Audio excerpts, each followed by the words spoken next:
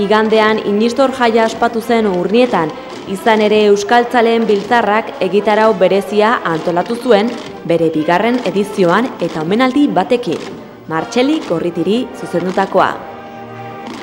Eguneko ikuskizunik politenetarikoa, hala ere, Presentación de Mariako ikasleek utzi zuten.